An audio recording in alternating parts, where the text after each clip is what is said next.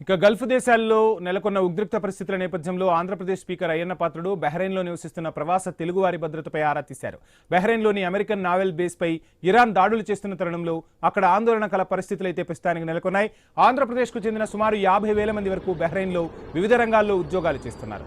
ముఖ్యంగా నర్సీపట్నం పరిసర ప్రాంతాలకు చెందిన అనేక మంది ఉపాధి నిమిత్తం అక్కడ స్థిరపడ్డారు. నాతవరంకు చెందిన ఎన్ఆర్ఐ శెట్టి సతీష్ కు స్పీకర్ అయ్యన్న పాత్రుడు స్వయంగా ఫోన్ చేసి అక్కడి తెలుగువారి యోగక్షేమాలను అడిగి తెలుసుకున్నారు.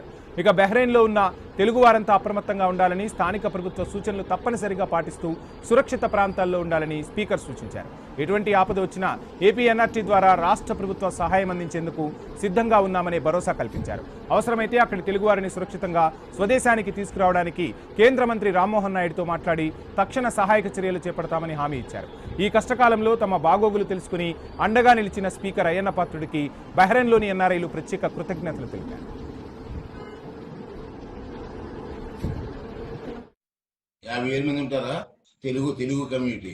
అయితే ఒక పని చేస్తాను, మన సెంట్రల్ మినిస్టర్ గారితో మాట్లాడి మన వాళ్ళందరికీ కొన్ని మెసేజ్లు ఇవ్వమని చెప్తాను. మేము ఉన్నాం మన వాళ్ళు మినిస్టర్ గారి చేత మీకు ఏమున్నది జాతర ఉందని చెప్పి మాట్లాడి ఏర్పాటు చేస్తాను. రామ్మోహన్ గారి 50,000 తెలుగు కమ్యూనిటీ ఉంటారు. ఎక్కడ ఏ ఏరియాలో ఉంటారమ్మా?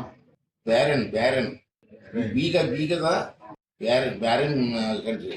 ఇప్పుడే మా మినిస్టర్తో మాట్లాడతాను. ఓకే అమ్మ, జాగ్రత్తగా ఉన్నా. 50,000 మంది ఉంటారా తెలుగు కమ్యూనిటీ.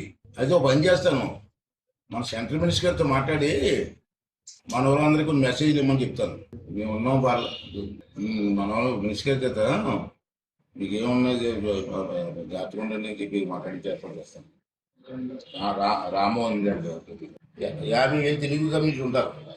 ఎక్కడ ఏ ఏరియాలో ఉంటారమ్మా?